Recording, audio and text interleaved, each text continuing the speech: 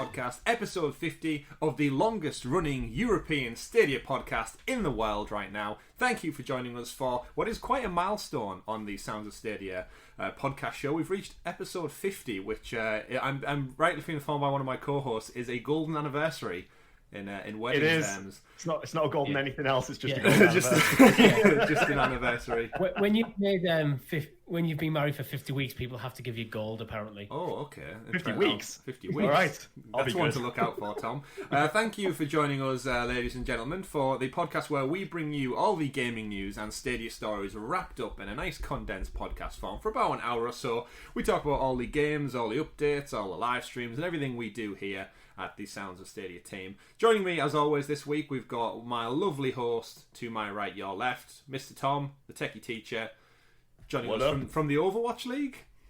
Is that what not the Overwatch League, no, League of Legends, the LEC. It's actually the finals today, so I'm supporting my my team jersey. I'm looking forward to it. It's going to be a good weekend. Represent. So go Fnatic. Yeah. And we'll get back to that. I've got a quick question about it. And below our techie teacher, the man of many pixels again, with his guitars on the wall and his purple cube, Mr. Richie. How are you doing? I'm supporting my team, Team Instinct. Yes, Team Instinct. Oh, nice. Bringing out the competition. Bringing out that the competition. Wasn't planned. That wasn't planned. It's all good. So quick question about your top, Tom. Obviously, those jerseys for esports. Is the material made of the same stuff like a traditional football, soccer, rugby jersey would be made out of? Yeah, absolutely. So it's a breathable. I think it's a breathable material. So I could take this out if I wanted to go jogging or anything like that. I'd be very comfortable in doing it. It's quite nice as well. They do print the custom names and things on that into the fabric as well. It's not like the old school, where they used to press the letters and the numbers. You go through the wash once and it's crap. Yeah, no, these are great, and price-wise, they're not too bad either. I mean, a customizable one is about £65, depending on the franchise. Who's the manufacturer? Because usually it would say Nike or Adidas, but yours says BMW, and last I checked, they make cars, not... with the other side, I'm guessing. Yeah, I'm assuming that they actually have their own printing company that deals with it. It's purely just sponsors, so sponsors BMW, OnePlus, we've got AMD, everything there as well. You can play Stadia on the OnePlus phones, right? They're Android based, absolutely. So we're boots. Doubling up. Not sponsored. So as we said, episode 50, we've reached quite a milestone. We've got another one coming up massively on the horizon as well. This week we're going to be talking everything about the upcoming Ubisoft Forward. We're very excited for that. We'll be getting into our predictions later in this episode. Some stupid name changes, in my opinion, and some Stadia news in regards to launches of particular features that are not quite here yet, gentlemen, and some other stories that you could only get on Stadia. But before we get into all that, we have to look at the housekeeping for this week, so you lovely listeners and viewers out there kept in the loop with all things Sounds of Stadia and what is going on in our particular channel. My 10th episode, part 10 of the Monster Boy series, went up this past Saturday, and it was, I'll be honest, I know I give everyone weekly updates, but this one was hard. This, I think, was the hardest I've ever... So at the beginning of this episode, I recorded 2 back-to-back, and I thought I'd made it past the checkpoint, and it took me right back to last week. So for those who watch part 9 and are about to watch part 10, you are in for one hell of a shit show. Sort of hamstringed yourself ending up in that checkpoint with 2 hearts, didn't you, really? It was just shit, how do I get past this again? It's so harsh, and so much so that I died that many times. Those of you listening to the podcast that obviously drops every Monday, you've got a special surprise for you that dropped on the Sunday just gone. I've got a lovely little 5-minute death series recorded up to go. So if you've not watched the series already and just want to watch me basically suffer for 5 minutes straight, check out that video. It's going to be on YouTube as you speak, as you listen. I'm looking forward to watching that. I'm not. Actually, once I edited it, it just brought memories of pain and suffering back to me. Haunting memories. We also jumped into the biggest title to drop on Stadia this past week. Not NBA 2K21, unfortunately. Sorry to all you basketball fans out there, but Earth's Mightiest Heroes... Not Super Bomberman, no. Earth's Mightiest Heroes are in town, and we all jumped in this past Friday as Iron Man, Thor, and who was the third person? Captain America, of course. Yeah. It's because he's dead. It's because he's dead. I totally forgot he was in the game.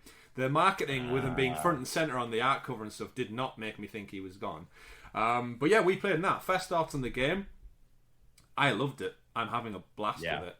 Well, I think I was the most sceptical out of the 3 of us, and I had a blast. Yeah, I love that word, blast. Yeah, blast. Like I feel like I use the it all the resonating time. blast or whatever it is. A repulsor blast.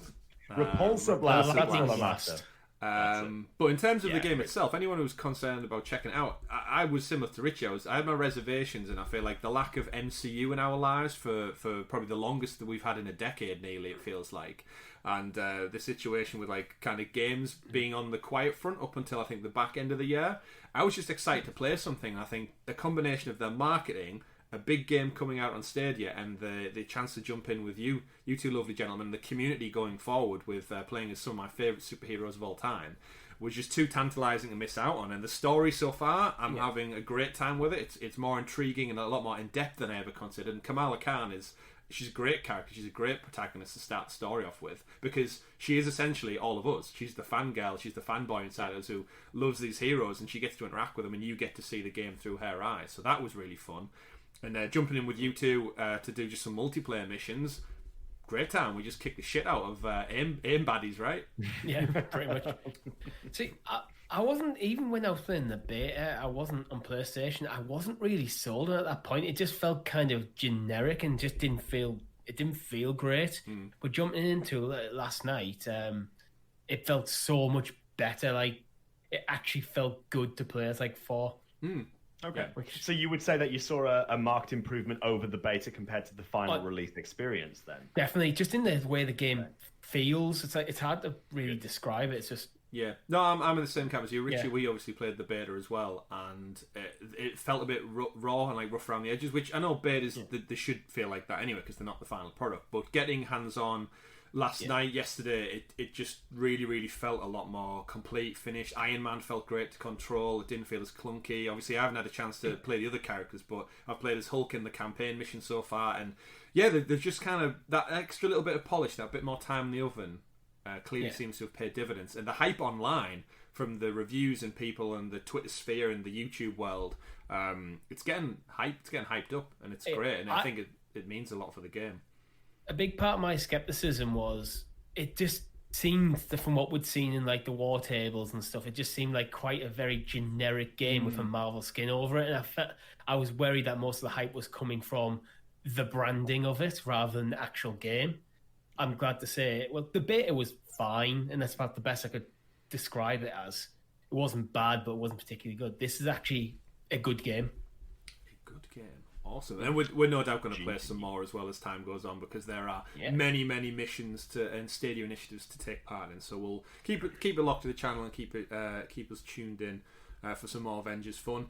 If you are new to the Stadia, by the way, and you're joining the podcast and you're enjoying what you hear and you're thinking about jumping into games such as Avengers or other large size games such as Hitman 2016 that just dropped as well, these games clock in at about 50 to 100 gig, give or take, and day one patches. And we mentioned it on the stream, but my biggest takeaway with Avengers was a game that clocks in at around 75 gig. The second it came out at 5 PM, I jumped on, I bought the game, and I was playing it within 2 minutes. And that can't be understated, because everybody playing it on PlayStation. I've seen one of the actual actors, the character actors who plays one of them, sent out a tweet of the game installing, just to say, like, oh look, I've got the game, I'm going to be playing it day one like the rest of you fans. But that download was going to be like a good hour and 20 minutes or something, and it's just so alleviated with Stadia. It can't be understated. That's an hour and 20 minutes that you could have been doing something else. I know if you buy digital versions of the game, you often get like pre-installs. Yeah. I actually had that with Tony Hawk's 1 and 2. Yeah. So it was actually installed on my console like a couple of days before it launched. Mm-hmm. But if you're buying the physical version, well, you put the disc in, you wait an hour or two. Exactly. And if you are curious of how fast it can take, head over to our YouTube channel, youtube.com/Sounds of Stadia, and check out our From Purchase to Play series, where essentially we take big games on the platform and we highlight how quick you can play them, from buying to playing in no time whatsoever. And I don't think one of those videos is longer than 5 minutes yet. That's how quick it is. If I give you a game like Call of Duty Warzone, which we know isn't on Stadia, but that clocks in at about 120 gig, I think it is, you need some shit hot internet to deal with that. So it's usually about 2 or 3 minutes and you're in the game. Yeah, and it I think I did one with Doom that clocked in around about 2.5 minutes, but I had to register for a Bethesda account as part of that process, which is kind of to show you the speed that we're talking. Yeah, that delays you the most. You've got to create an account. That's the arduous part of the whole thing. And then the final point we will mention, we touched on it briefly, but the Ubisoft Forward is coming up this Thursday. So if you're listening to this podcast Monday, Tuesday, or Wednesday, or even Thursday, in fact, check us out. We go live at 8 p.m. UK time for a watch-along to the Ubisoft Forward, and we've got our predictions later in this episode. So stay tuned, keep listening, and we'll get into all that exciting predictions, because who doesn't love a predictions episode? Gents, who doesn't love to get wild, wacky, and crazy, and hopefully get more than 1 point this time round, because we've not done great. I've actually tempered my expectations this time. Okay. I say that now until we get to them, but I'd like to think I've tempered them with an air of reality. And a massive shout out as well to, of course, our Patreon. So anyone who supports us on the show, it's massively appreciated. Trust us, we would not have made it to 50 weeks, 50 hour or so long episodes every week consistently. We've brought this show to you, and it really is made all the more easier with our lovely patrons out there and all the support we get. So massive shout out to Dave, who's our newest patron just this week, subbed as well, so you get exclusive content, Dave, and you can check out our post show all the earlier as well until we drop it for free on YouTube later in the week on the Wednesday as well. And we've got a good one this week, actually. We're going to talk about our top Stadia Pro games to date so far. So we've been teased and thankfully given many pro games over the last couple of months, and it's definitely saw me through some non-gaming times. You know, when you don't know what to play, and having just like a smorgasbord of games at your disposal to just jump in and test out has been amazing. So we're going to be talking about that in the post show. So if you are keen on supporting the channel, don't forget to head over to patreon.com/Sounds of Stadia. From as little as $1 or just 79 British pence, you can support us on Stadia. And before we can get to our exciting Ubisoft predictions, we need to pause for a second and thank Brian for stopping in last week. Let's not forget about Brian from Club Stadia, who did jump in and help us when Tom was absent. So thank you again, Brian. Great guy over there at Stadia, and all the Stadia Initiative crew as well. So massive thank you for jumping in and helping as well. And he did your part, Tom. That's what reminded me of it. He did a great rendition of the I'm not going to say it because it's not my place to say it. He certainly did. He certainly did. Yeah, I did watch the episode back, and he did a stellar job. So massive thanks to you there, Brian, for stepping in for me and filling my shoes. It was good. It's good. Yeah, it was awesome having you on. But I'm slightly disappointed in what we've just done there. We missed a perfect chance to transition. No, we didn't, because you can transition any way, shape, or form. He did a great rendition of the to the super sexy special Stadia Stories segment, aka the news. How's that for you? That's lovely. No one can replace you, Tom. No one can replace you. Even with all the energy they bring, it just doesn't. It's just not the same. But like you said, the news. It's another busy week. So before we get to our predictions, let's start with unfortunately some news that kind of ruins one of our predictions. It kind of damages the predictions a little bit when we get all these leaks early. But straight out of the Ubisoft camp, thanks to a Taiwanese ratings board, the ever-present titled game. Now, we have some of our lovely people in the community have actually played on Stadia. Let's not forget that. Orpheus leaked on Stadia earlier this year, but it's not going to be called Orpheus. That's obviously probably the project name, I guess. And neither is Gods or Monsters anymore, because Gods and Monsters is not a good enough name deemed by Ubisoft. The Taiwanese ratings board has rated it as Immortals: Phoenix Rising. Is it Phoenix or is it Phoenix? I mean, I would say Phoenix. Looking at that, I would say Phoenix. Yeah. I would lean towards Phoenix. FedEx. FedEx. FedEx Rising. FedEx Rising. It's the new delivery company against Amazon. Yeah. That sounds like Get Packed.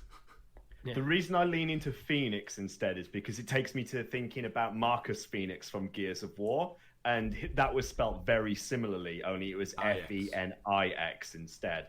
So I'd lean. I think it's going to be more Phoenix. Yeah. I think it's going to lean into that like mythology element, because that's what the game's about. Really. Yeah, I would prefer it to just have been Phoenix, but obviously if this is the protagonist's name is Phoenix or Fenix is what's the guy in Hunger Games? Is he called Fennec?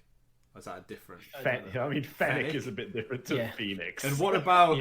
But if it's spelt like this, and then what about what's the shop in the UK that's not Harrods? Phoenix. Phoenix is a shop, right? I haven't even got a clue what you're talking about at this point. You've completely lost me, Chris. Oh, Richie, you've been in Newcastle. Phoenix. Fenwick. Yeah, I've been to Newcastle. I haven't been in every single shop. They do the Christmas window every year. It's like Harrods, but not as London-y. Oh, is it like your equivalent, like a John Lewis or Debenhams? It's a department store. Yeah. Richie's Right, seen it. okay. I'm going to get a photo of him next to it at some point. I mean, I probably have seen it, but I don't really care. Either way, that besides the point. That is obscure, Chris. That besides the point. Let me know in the comments if you've heard of Phoenix, the shopping centre department store in the UK. Besides the point, though, this is a stupid-ass name, right? I don't like it. I'm just going to put it out there. I was so sold on Gods and Monsters. It told me, just by the title, I kind of knew what it was about. Gods and Monsters. And we knew it was kind of inspired by Breath of the Wild, we're going to presume. But to have it going for so long, and the launch be so imminent, to then suddenly switching betas out for a different name, I don't know why. I don't know. I think I was just settled on Gods and Monsters. I just kind of think this whole development cycle with the marketing is just kind of been a bit of a clusterfuck, to be honest. Or There's no better way of putting it, is there? Really, Can you right here and right now tell me what this game's about? I'm going to tell you, I don't even know what it's about, and I don't even know if I care anymore. If I'm going to be honest with you. This is exactly my point. It's like, it's so much on people's radar because of things like, it's changing its name, or it's got this leak, or they've announced it working on a new game, but we don't actually know anything about the game, apart from those who've obviously played it. Yeah, Eddie knows all about alpha. Nah. Yeah, that's apparently it was an early E3 alpha. Who the hell knows at this point? I mean, we've gone through two potential name changes, like you said before, Gods and Monsters, and then potentially like the code name Project Orpheus or whatever it was. Yeah, I'd say Project Orpheus was literally probably always planned as this is just the code name for the project, and Gods and Monsters was a working title. So I don't think that's problematic for that to happen, but for it to happen in public is where it becomes problematic. The thing is, it wasn't the name. Like, they had a logo and a box art design for the title drew up, and it looked fitting for the name of the thing. Like, they had the ampersand in the middle, and it looked all fancy and kind of like stoically Greek. But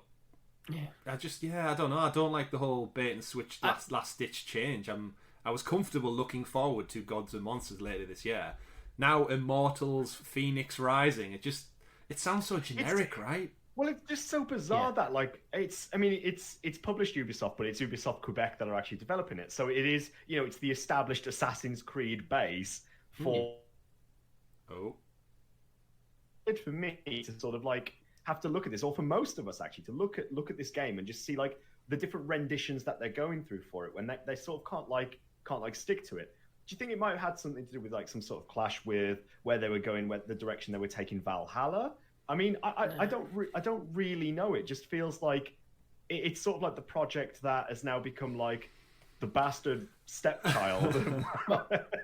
I'm going to give him a bit more credit. Maybe like Gods and Monsters was the original title, and they started planning the market and stuff around that. But then as the game developed and the plot developed, they realized that wasn't really about gods versus monsters. Like, it's about immortals.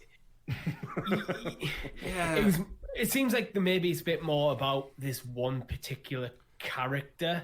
Maybe it's like the monsters aren't really a big part of the story anymore. They are kind of, Richie, because I can fill you in a little bit more on that by our next story, which is the Microsoft Store actually leaked the release date for this game. So there goes one of our Ubisoft predictions. The Microsoft Store listed the game for a 3rd of December release. So that would give us another Ubisoft game this side of Christmas. And more importantly, from the Microsoft Store gatherings, we've also got a brief blurb for the game, Richie. So I'll read it out for you. So, Immortals Phoenix Rising brings grand mythological adventure to life. Players Phoenix, or Phoenix, as Richie prefers, on a quest to save the Greek gods from a dark curse. Wield the powers of the gods to battle powerful mythological beasts in the air or on the ground and solve ancient puzzles. The fate of the world is at stake. You are the gods' last hope. Ooh, okay. So there's a bit of an insight. So it definitely has gods, and it definitely has monsters. Okay. Right. Yeah, on there. So now I'm actually looking at the latest screenshots. It's got this like Kid Icarus vibe about him. Like he's got wings coming out of his back. He's got a bow and arrow. Yeah, I'm gonna go with Phoenix now. Yeah, maybe I'm starting to sort of lean into possibly having that sort of flame rekindled. Possibly be... Okay, so the screenshots are tickling your fancy a little bit more. Do you get a feeling that your character's probably going to die very, very early on, like before the game properly starts, and then comes back as with his new mission and his new powers? Like, of course, yeah, you're going to be resurrected by one of the gods or something, and then you're the only one who can save us. The last hope. Yeah. Right. So yeah. Obviously, it's coming quite soon. Like, we'll blink and it'll be Christmas before we know it. This is a game that's always been on my radar. I loved Assassin's Creed Odyssey so much, and I've played it through twice now. And the fact that it is the Assassin's Creed Odyssey team spending more time in ancient Greece, which after making Odyssey and the live tour part, which is very educational, it tells you about, they've done so much research into that history. It does not surprise me that they can then transist away to a more colourful. I'm trying to say like an artistic palette, essentially, that's not a true reflection of what Greece looks like, and more of a grand gods, immortals, like very like grandiose Mount Olympus kind of style game. And I've always been excited for it. I just don't like the name change switch. I honestly think like Gods and Monsters, even Gods and Monsters : Phoenix Rising would be better than Immortal. Like throwing Immortals in there just kind of, I don't know. It's too I'm generic. with you there. It's entirely possible that the concept of the game did start off with the Assassin's Creed team in the research for Odyssey. Like, here's some concepts that don't really suit Assassin's Creed, but could be worked into other games. Yeah, I mean, Assassin's Creed Odyssey obviously treads the fine line between staying true to the Assassin's Creed franchise, which is it's set in the real world or the real historical alternate world, whereas you can tell they've wanted to lean into the gods and monsters aspects, so like not the title gods and monsters, but the actual mythological history that comes with Zeus and Hades and Minotaurs and Harpies and stuff. They've wanted to lean into that, so I think this has definitely been an outlet for them taking all that research and going, just make a crazy game, because at the end of the day, games are all about fighting big bosses, right, and defeating levels and vanquishing foes. This allows us to do that in such a colourful, rich sunset palette, washed palette, which I'm excited for. I just hate the name. It's almost just like they're tagging it now as essentially to line it up for a series. So like, are we going to get an Immortals something else? Are we going to get a third Immortals 3, that kind of thing? Yeah. Like, are they going to go with that? Are they going to go with different characters? Because if the main character is going to be this Phoenix and the story is centered around Phoenix, and if they were to go for sequels, why not call it Phoenix something instead? Do you know what I mean? Like, it's a bit weird that they're going for that, leaning into that Immortals sort of tag on there. Imagine with any new IP, there's always the hope that this will spin off into like a new actual IP, and especially if it's a narrative driven with like a single main character. It's like, okay, Phoenix is going to be the star of this franchise. Yeah, but definitely, we'll see. Yeah, it's I don't know. I just feel a bit sour. They may even do a U-turn by now, a UB-turn. Yeah. We've not seen a U-turn, a big U-turn. Yeah, we've not really seen much more. Yeah. But there's also character models came out where obviously there's going to be cosmetics by the looks of it, with loads of different armor sets. No different than Assassin's Creed Odyssey on that front. Yeah. Yeah, I just don't know. I prefer Gods and Monsters. If I was to put you on the spot right now, Tom, and say make up another name that's better than Immortals: Phoenix Rising, could you do it? Probably not. I'm not. That's not my wheelhouse. Richie, you give us a name. Go. I don't know enough about the game. You don't have to. Just Greek history. Take any Greek shit, put it together, and come with a better name. Go. Gods and Monsters. That's such a cop out. What a cop out. Hey. Immortals. Gods and Monsters: Immortals: Phoenix Rising. Minotaur Madness. There you go. Wow. That sounds like it should be like a mobile game, almost like an Orcs Must Die style game. I think that existed on Windows 95. Minotaur Madness. There you go. That's DLC for Orcs Must Die. Orcs Must Die. Minotaur Madness. Minotaur Madness. Can you solve your way through the labyrinth deep within the island of Crete? Is it Crete? What is going on? I'm just coming up with a better name than Immortals. That's what Minotaur I'm doing. Madness. Yeah. All right. Okay. Happy Harpoon. That's another one. Why don't we just call it Flappy Greek? Flappy Greek. Yeah. But either way, thank you once again to the Microsoft Store for leaking that ahead of time. We obviously got a locked-in date for December 3rd, so it's not too far away. They've had a good run of it recently at Microsoft Store. Actually, they dropped Star Wars Squadrons, Call of Duty Cold War, Crisis Remastered, and the Mafia trilogy, all ahead of time. I feel like they're flexing a little bit. I feel like it's like we know something you don't know. I can't tell you. Can't tell you yet. Shh, it's a secret. Exactly. It might be part of the odd marketing push for Series X, to get people talking about Microsoft and like Xbox. By leaking these things, we keep linking it back to Microsoft. Yeah. We did a whoopsie again, sorry. I mean, Call of Duty was revealed on a Doritos packet, if I'm not wrong. Yeah, so and we have talked in the past about how sometimes you do associate games with certain like consoles, even if they are third party. Mm-hmm. So maybe that might be something like Microsoft is trying to artificially create. Just like, the leak because we leaked the game, people start associating it with them. Well, half of marketing is leaks nowadays, let's be honest. It works in every aspect. Yeah, I forgot to say tinfoil hat time. Tinfoil hat time. But speaking... Sorry, I was just going to say very quickly, it's this whole thing that any news is good news, isn't it, really? It's like publicity in terms of publicity. It gets likes, it gets shares, it goes viral, yeah, people click it and theorise. Yeah. Unless you give it a really shit name.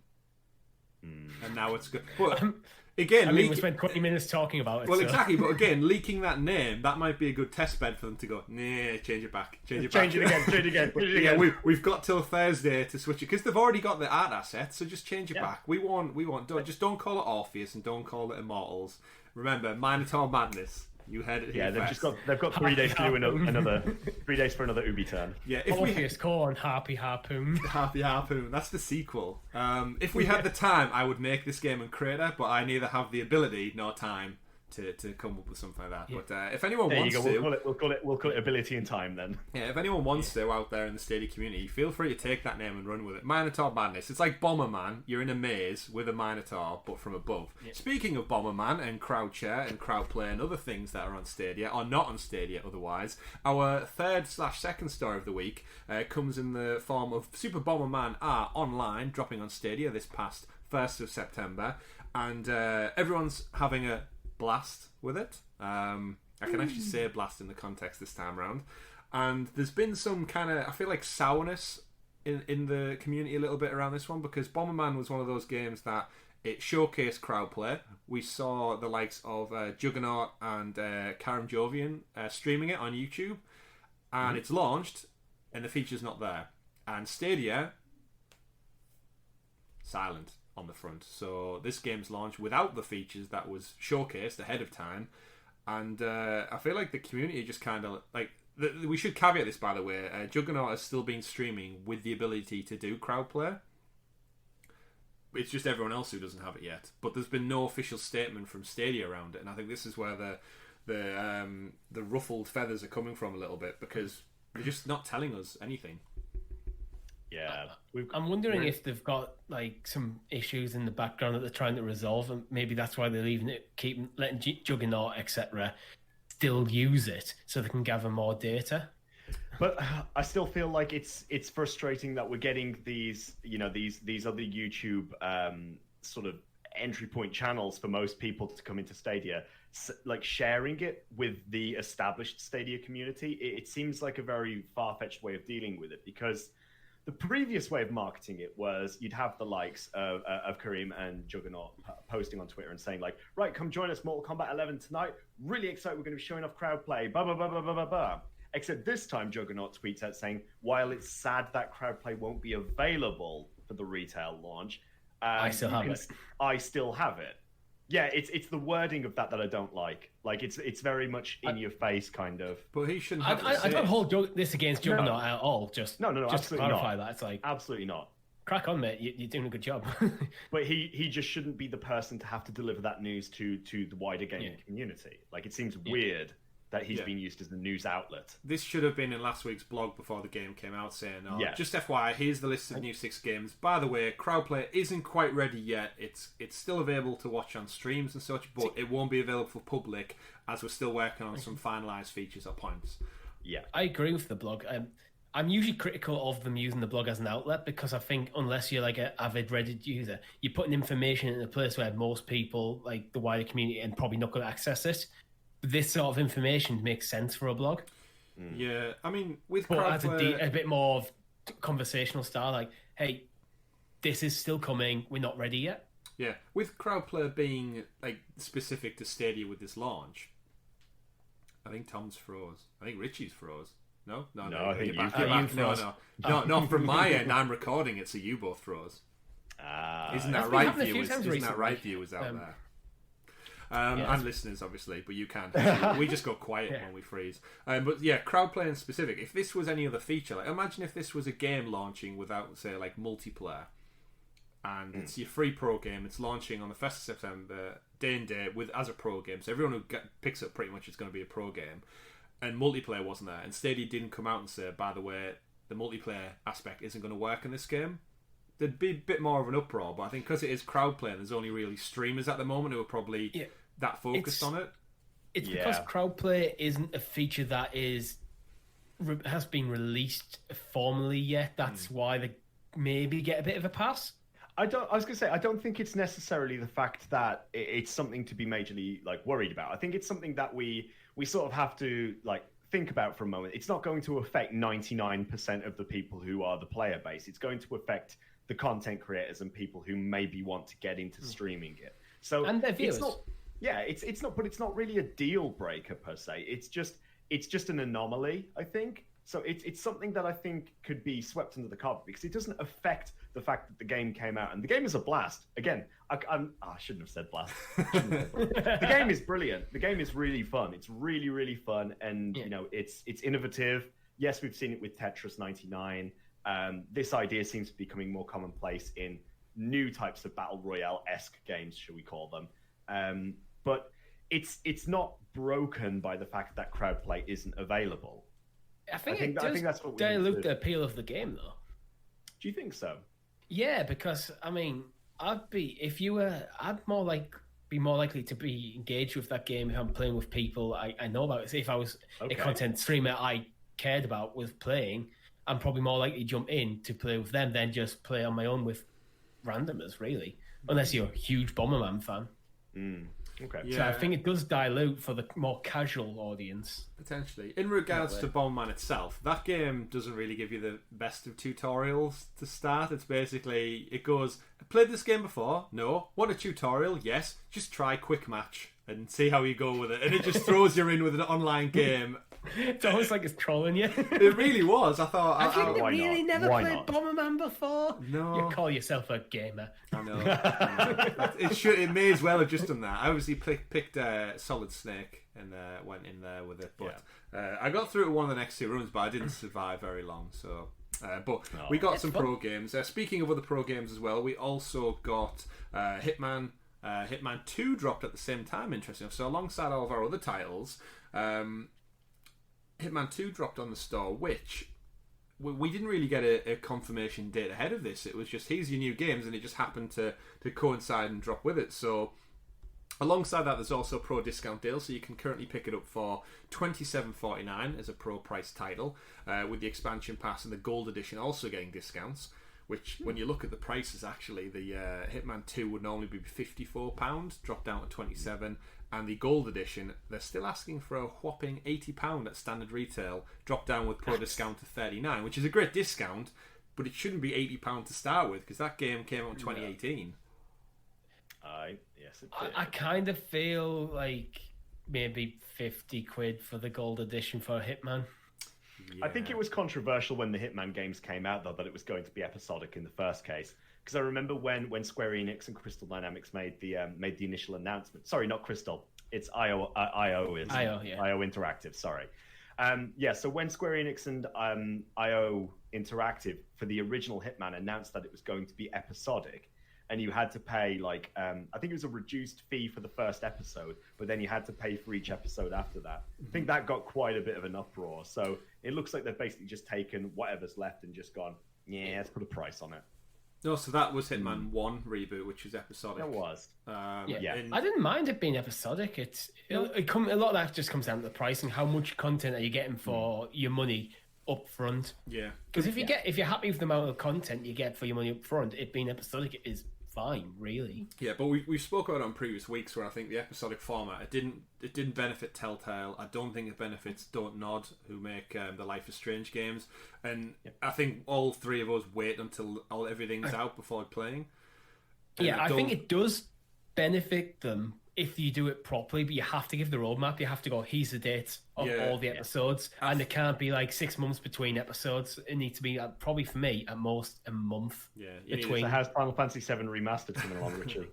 That's a different ball game because that is such a bigger game. Then, You're right, that is a longer ball game. Life is Strange, for example. That's that is a longer game. But in terms of Hitman or this type of game, I would personally think it works. And obviously we've seen in the sequels after the fact they've regressed back to the traditional method of releasing games. But if you bring out a core game and then the DLC is almost episodic, that I feel like I would prefer. But the story I'm trying to get at with this week is it kind of loops in with our Only on Stadia segment, because something interesting happened, and Tom, you reaffirmed this as well. I picked pro game up, Hitman, claimed the game, go to play it. I jumped in to test it out a little bit, and obviously, just like our purchase to play series, the game loads up hella quick. You're in there straight away. But Tom, you, like myself, were hit with a prologue video introduction to the game, and then the title sequence said something a little bit different. It said Hitman 2. It did. Yeah, it was a little bit crazy because it actually throws you into the initial level of Hitman 2. Yeah. Not 1, into Hitman 2. You can still get to 1 after you finish the first mission for Hitman 2. Yeah, so... Which is really weird. I didn't experience that. When I jumped in, I just played the tutorial mission on the boat, which I know is in Hitman 1 because I've played it before on PlayStation. Yes, that's right. And that's where I dropped out. So that's what you should have expected. No, so that's what you should have expected. But when we launched the game, we went straight into the Hitman 2 prologue, which starts with you hunting down, like it gives you the full prologue of what Hitman 2 is. Where spoilers, Hitman 1 spoilers, ends. Yeah, it is basically like a massive spoiler. And then all of a sudden you're on the beach outside like this fancy beach house, hunting down one of like the special agents who's dealing with something to do with Hitman 1, which I'm not going to spoil, but it's just like, what the fuck is happening? Yeah, like, I'm literally playing Hitman 2 when I'm supposed to be doing the intro to Hitman 1. I don't even own Hitman 2. yeah, that's what was getting me. I was thinking, have I accidentally clicked buy on Hitman 2 by accident? Am I going to get billed for this? Something happened, or they gave me the incorrect pro game. So essentially, once that happened to me when I was trying to record the capture for our purchase to play video. So apologies to anyone who's checked the purchase to play video and thought, hang on a minute, that's Hitman 2. Thankfully, the video is just showcasing how quick the game boots up, not the actual game itself. Yeah. But yeah, I did some digging, and it was picked up. I think Grace from Google did confirm that there was a problem with it, and they were going to work on it. And obviously, if you've jumped in since, Richie, and it just put you straight into the first game, as it should do, it works fine. But over on Reddit, apparently Hitman 1 and 2 are the same game client for Stadia. They just unlock different versions of content. So essentially, Hitman 1 and 2 are the exact same. They run on the same engine, they run from the same servers, I presume, but all the content is just broken up sequentially. Whether this is back to the episodic format they had originally, or it's a kind of complete Game of the Year edition, because it is the World of Assassination version that we have on Stadia. The brief of it on Reddit is essentially the longer version is you can play Hitman 1 in Hitman 2 on the console versions, and PC is free DLC if you already own 1 or paid DLC you've never owned. Just to add some complexity to it. So it looks like IO ported Hitman 2 on a Stadia, then rebranded Hitman 1 World of Assassination, and are now giving away the Hitman 1 portion of the content when the Hitman 2 game boots up. So in Hitman 2 proper, it plays that level, but when you beat it, it takes you back to the tutorial, which is what me and Tom had to find out. You had to essentially go to the menu and start the prologue tutorial first. But this is something that could only happen with either Stadia or cloud gaming, right? Because if you bought the disc or you bought it on PS4, Xbox, you just get that game. Whereas because the way this has been repackaged for Stadia, they've clearly put the wrong wire in the wrong hole somewhere. I don't know if they are planning to have this World of Assassination as just a client where you boot all 3 games from. It could realistically, even if you had the game, that would probably then trigger the installation of the client on whatever platform you're playing on. So it's a case of seems to happen because it's on Stadia. It's the case of booting up Netflix, isn't it? And going to a series and press and play. And Chris, as I'm sure you've experienced before, all of a sudden you're on like season 3, episode 1, when you actually wanted to start season 1, episode 1. Yeah. I hate when things like Netflix just for some reason skip a season. It assumes you want to start on the latest season and not the original, even though you've never watched the show before. Yeah, that caught me out on. I'll tell the story, Tom. That caught me out on the US Office. It was Amazon that caught me out on it, where I think I watched episode 1, thought, oh, this is fun, and then I watched what I thought was episode 2, but it actually put me to episode 9 of it, and all of a sudden I'm thinking, where's Steve Carell? I'm sure he was more in this more. Where's Steve Carell? Why isn't he in this featuring more?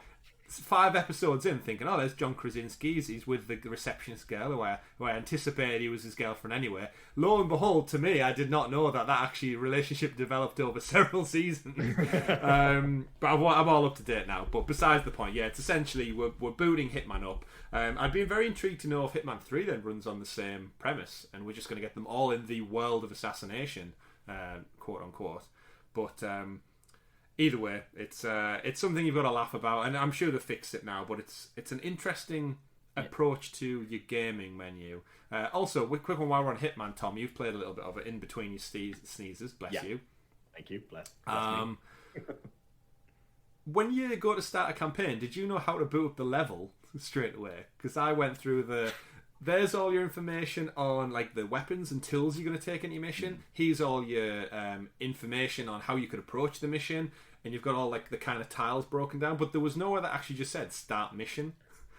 There was like you could pick your difficulty, and I was picking the difficulty, but there was no like actual press start. Essentially, I think for me, I've watched a lot of like YouTubers playing like the original Hitman game when it came out, so I'm sort of like used to the UI and stuff like that. I had an idea of what it was I was going to. I mean, I figured. I appreciate. Yeah, it's not intuitive. I think that much is very clear. I think that the UI is nice, but it's a bit convoluted. It's a bit clunky. Yeah, it almost feels like it's overcompensating a little bit sometimes. Yeah, I get what you mean. I mean, to be fair, maybe I was just through for a loop a little bit by I thought I was playing Hitman 2 all of a sudden, and I was thinking if I click this button, I'm going to get took back to Absolution or Hitman Go by accident. Just boots up on a totally different game. For me, it's literally I'm sitting there like playing it, and I'm just checking my bank account, refreshing. If I've been billed for it. Yeah, you don't want to be billed that $79.99 for the gold edition of number 2, do you? That's steep. That's really steep. Yeah, it is. It's really steep.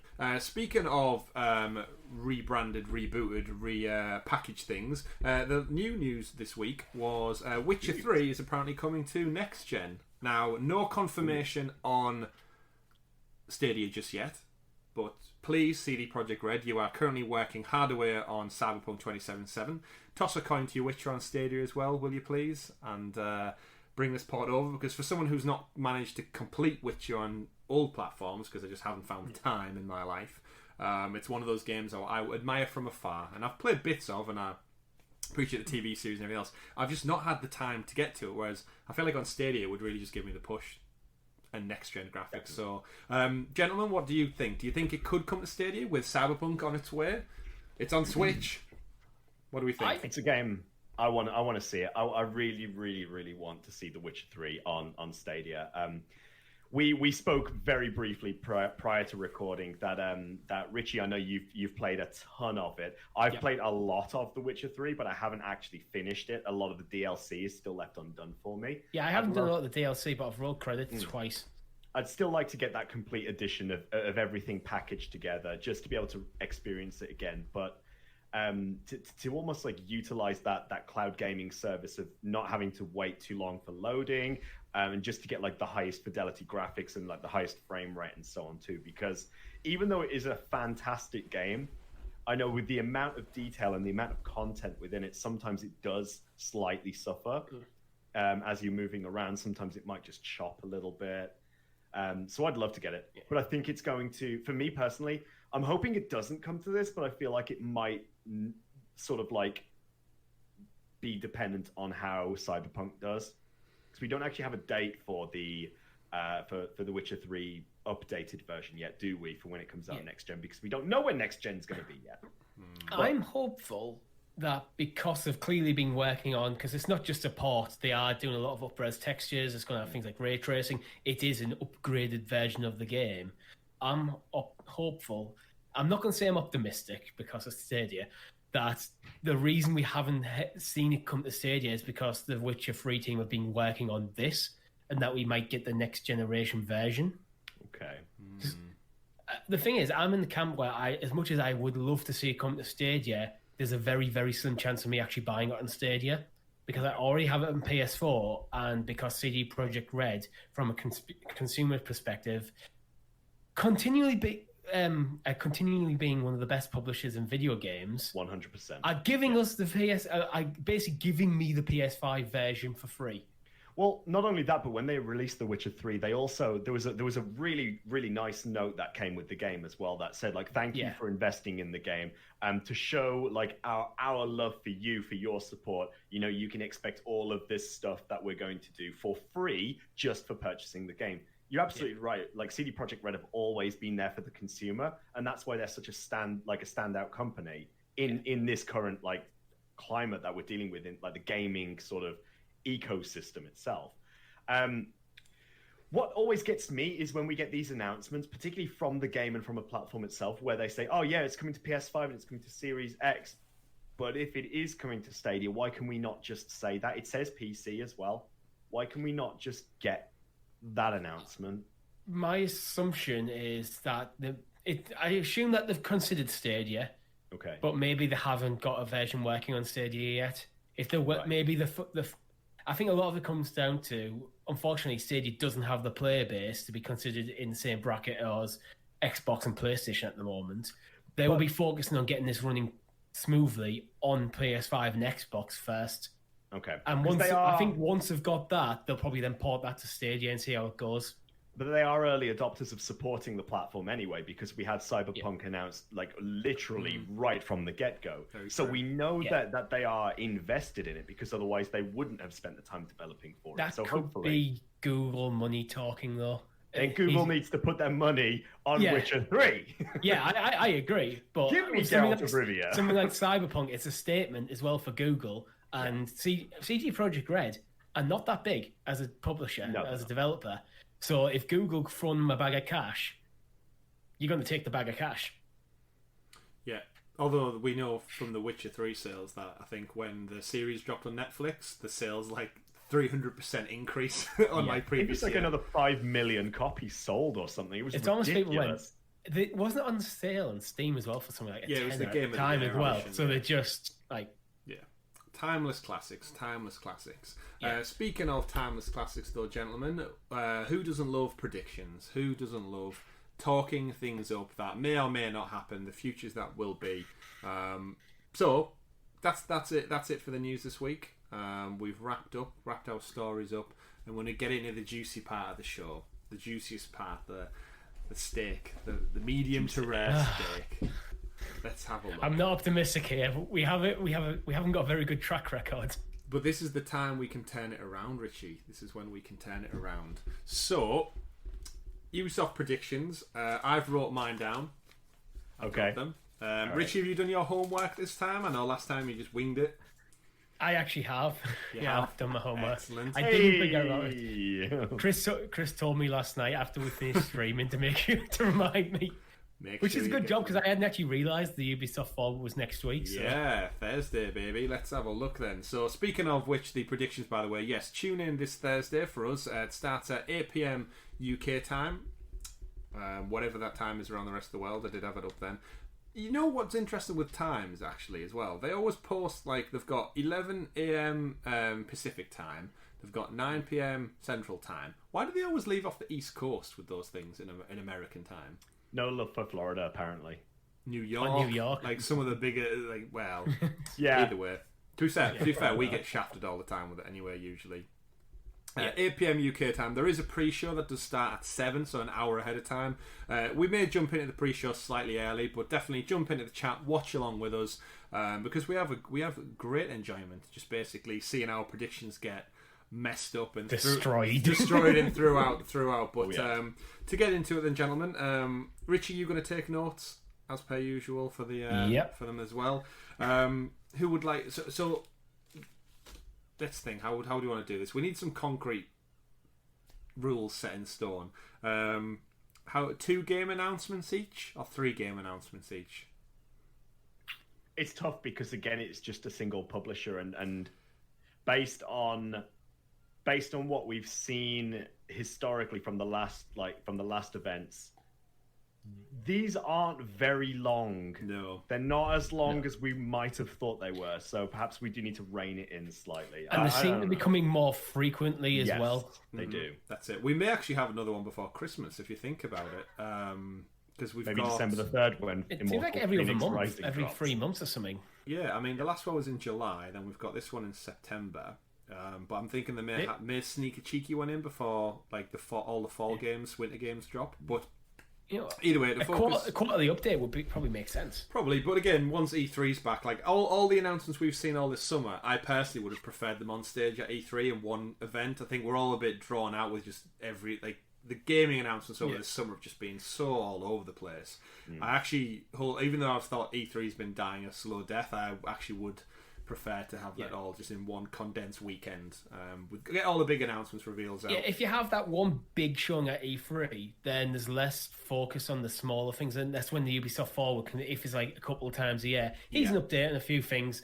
It's not going to be a big deal though. Indeed. And we should probably mark it down as Gods and Monsters being rebranded and re-revealed doesn't count. Can I just actually say, at the last Ubisoft Forward predictions, I did say that they will rename Gods and Monsters, but I did also say that we'll get a date, box art, and collector's edition. So, do you know what? Like, I mean, I never would have thought. No. I never would have thought that they would have changed the name the way they have. Yeah, no, Manitoba Madness is such a crazy choice. I know. I would have thought they would have announced a new name here at the Forward. I mean, but I think that's the intention. I think it's just a leak. It's just a leak at this point. So I think it is still intended that they're going to. Okay, cool. Right, who would like to go first then? Should we go? I'm going to let somebody else this time. What rules did we have? We didn't actually. No, we don't really have time. Should we just say 5 predictions? I mean, each? we could just do it as a collective for a change. Yeah. I mean, we're not allowed to see each other legally to have a pizza if we win a pizza bet anyway. So. Right, I'll go first. I'll kick us off. If we go alphabetically, it is Rayman's 25th anniversary. Oh, you bastard! We're not. I've just said we're not taking it for points. All right. It's a team effort. It's for episode 50. It's a team effort. We're going to show our solidarity together. All right. It is the Rayman 25th anniversary. I am going to go with we're going to get a remake of the original game in some kind of like up-resed collection. Maybe it's with the first game 1 and 2 maybe bundled in. So I'm not expecting a new title. I'm expecting just a collection for their anniversary. Because Rayman 1, OG Rayman, I have put so many hours back on PlayStation. What? So Tom, I'm guessing by your reaction Rayman was on your list as well. Well, I predicted a new Rayman game the last time, so when he said Rayman, my initial thought was, the bastard's got to do it. That's what I had, a new Rayman game. All right, well, who was going to go next then? Legends was 2013. Yeah. That was the last one, so it's been 7 years. I'm going to sort of stick with what Chris said, because I do like the fact that I like the idea of like a remaster or re-release of the original Rayman games. Test the waters, see if there's any... If the audience is there, it's going to be 4K 60 as well for sure. Like it's going to be 4K 60 because that's what we're starting to see a standard of now of these like cartoony-esque 2D games. I think we're going to see. I think we could very much see that. It's quite likely that we will. As for my prediction on that, if you don't mind, I think that we're actually going to see a bit more information about. They talked about the VR version of Prince of Persia: Dagger of Time. I think we might hear a bit more info about that again. Maybe some footage of it. Ooh, footage in game. Yeah. I think I wanted to stay. This time. I decided to stay away from Prince of Persia because these rumors around it, but I'm not convinced by them. I think it's one of them. It's a beloved franchise that Ubisoft to kind of let fall by the wayside. So I'm thinking, is this just the industry trying to will it into existence by every time Ubisoft do anything? That roots in these rumors about Prince of Persia. You do wonder where these rumors come from, but then again, it's rumors like that got us a Crash remake, that got us a Tony Hawk's remaster, that got us Spyro. So where you don't get smoke, you don't get fire without smoke, and you got to make smoke first. I don't know. make smoke first. The one I'm going to throw out is something on a completely different line. We know that there's going to be an update on Rainbow Six Siege. I think we're going to see a lot of info about the next generation. Okay. But there's not going to be no reference to Google Stadia. Oh, so you're adding in a caveat of Stadia talk. Okay. I will go off the back of what you said there, Richie. And I'm going to say we finally hear what Rainbow Six Siege Quarantine is up to. But more importantly, we get a release date in time for this Halloween. Ooh, spooky. I think it's got the zombie monster things in. I do still feel like it may get a rebrand just because of the whole Quarantine title, which we've discussed in previous episodes. But I think it's been quiet for too long, and I think if they want to get a horror-based game out, what better time window to get it out in than before Halloween? And the Ubisoft don't really have... I mean, they've got plenty of games coming out in that time period, but they don't have anything horror-focused. On Ubisoft Store, is still listed as 2020. Okay. I mean, everything got pushed back. This would have been out by now. So there's other things that say coming soon, but this is it's still listed under 2020. So we're running out of 2020. Yeah. Quarantine so for I Halloween. think if it's not coming out, I think we'll get an update. Yeah. Right. Because I think this is the point where you either have to confirm it is coming out this year or it's not coming out this year. Yeah. Yep. Okay. I think July has come and gone, and Ubisoft revealed, showcased, and is now out Hyperscape. I think they talk about I think... Sorry. I wouldn't even say that's a prediction, to be honest. Sorry, say that whole part again, because you froze. Sorry, I was going to say Hyperscape Season 2. Full content gets announced and discussed. If we can take that. I mean, we can, but if we were playing for points, I'd be fighting you against that one, because it's not really a prediction. It's kind of, yes, we know that's going to happen, because we know Hyperscape is going to be there. Well, they could have cancelled it. Building on Hyperscape, I've put down again for next generation platforms.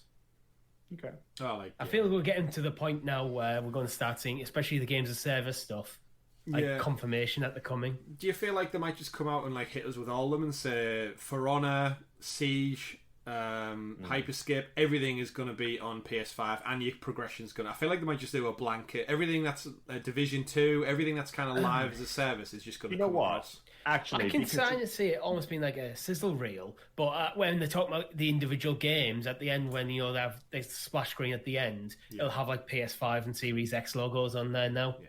I do think if there's going to be any time to do it, I think now is the time that we will start to see the announcements of all of these are coming to next gen, because this is we're into that hype, building sort of stage now where they've got to ramp up the marketing for it. So I think that's a decent prediction to make. Yeah, I think we've got to also be very wary of. We still haven't heard about the release dates from Xbox or PlayStation yet, and I've got to imagine a lot of these third-party deals are now brokered already with those platforms to say, Division 2 on PS5, upgrade for free and get... We saw it with Grand Theft Auto, right? If you play Grand Theft Auto 5 still, you're going to get 1,000 Shark points or something right up until launch on PS5.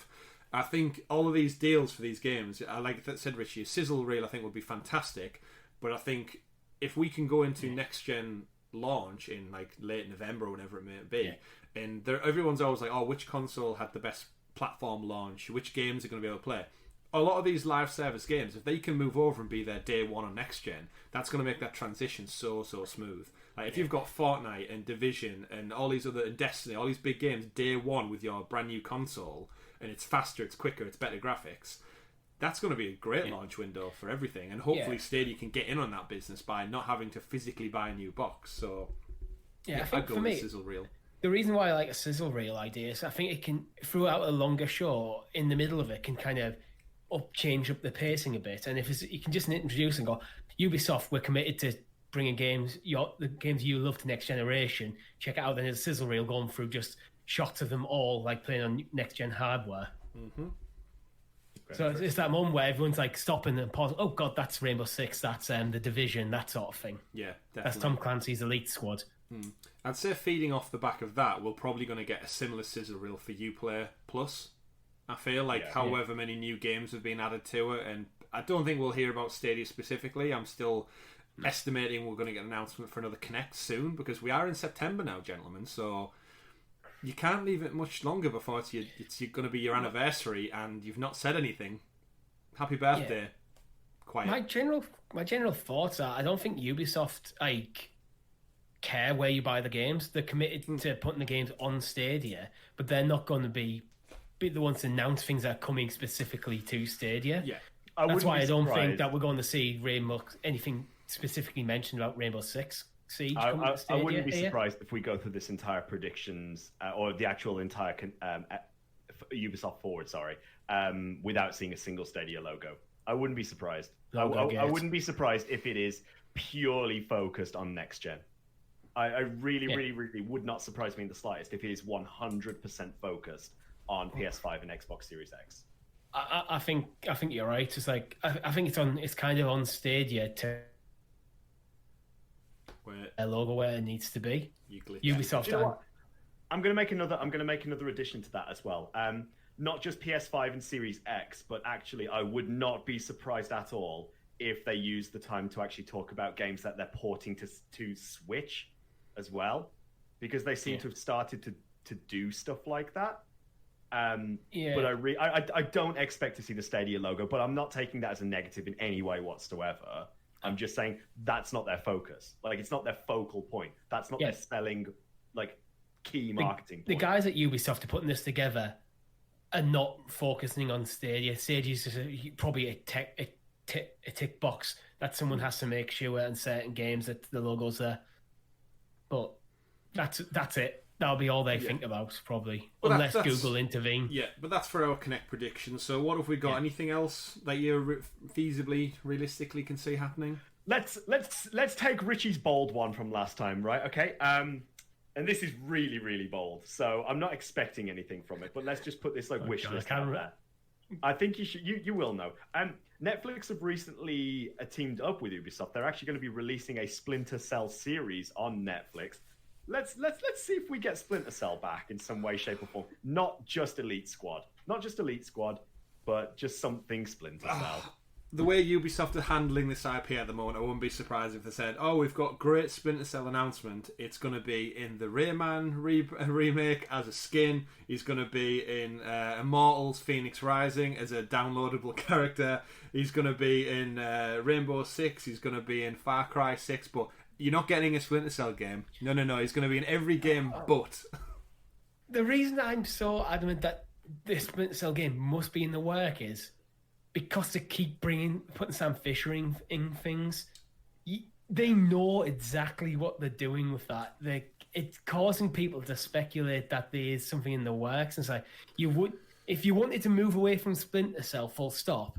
You wouldn't keep bringing Sam Fisher back. But they're doing an animated show for Netflix, so I wouldn't be surprised even if it's just a bloody mobile game, if it's some sort of animated Splinter Cell mobile 2D side-scrolling stealth action game or something. Splinter Cell Go. It could be. Splinter Cell mobile ops. There you go. I'm going to go with it. It's going to be probably a remake of the original Splinter Cell for next gen. That could work. Oh, I was going to say on mobile. On mobile. Yeah. Okay. All right. Then you do something, because it's either shit or get off the pot, right? At this point, it's how long can you keep driving? Like Michael Ironside, if he is still doing the voice for it, he's just picking paychecks up for these little pointless cameos. Maybe it's just an inside joke for Ubisoft. We must work Sam Fisher into everything we do just to piss people off, just to keep the speculation coming. Maybe. But so to wrap out our predictions, then. That's I think what we would feasibly predict. Any crazy mad ones you want to throw out there? Any things you think might happen? As if Ubisoft are thinking this is our last show of 2020, we've got all of our games because of lockdown and such have all been stacked. Let's remember, we should have been playing Watch Dogs by now. We should have been playing Gods and Monsters, Tom Clancy's Phoenix Rising, whatever it's called. We should be playing that by now. Obviously, Hyperscape dropped out of nowhere. We've got Assassin's Creed on the horizon. There's a lot of big titles from Ubisoft all stacked for this end. Far Cry, obviously, very, very early next year in February. So realistically, we don't know what's coming out past Far Cry. So do we think there's any big balls to the wall prediction, gents? It's not a big one for me, but Brawlhalla, there's something there because we know I think it's going to be in the pre-show where the devs at Blue Mammoth are going to verse the Ubisoft news team. Right. That's not a really big so prediction. It's not a big prediction, but maybe something to do with Brawlhalla. Tom, give us a big one. Just a tinfoil hat. What do you think? Skull and Bones rebranding, new name, Immortals, Pirates.